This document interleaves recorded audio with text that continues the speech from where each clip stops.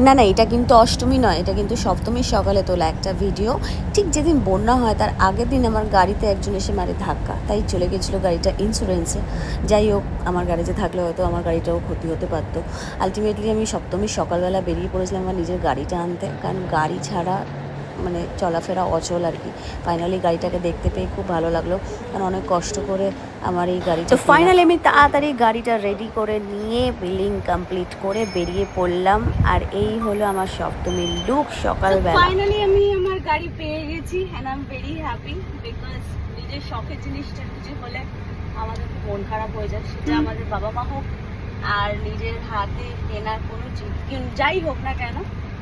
Finally আমি গাড়িতে পেয়ে গেছি অ্যান্ড বেসিক্যালি মানে ওরা জাস্ট আমার জন্যই আজকে মানে সুরজিৎটা আজকে আমার জন্যই এসেছে ওয়ার্কশপে। And thanks to Surajit, take care করে আজকের মধ্যে গাড়িটা ডেলিভারি দিয়েছে।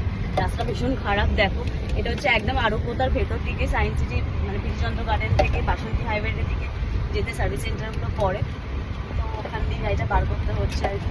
বাট ফাইনালি সপ্তমীর সকালটা এইভাবে শুরু হলো।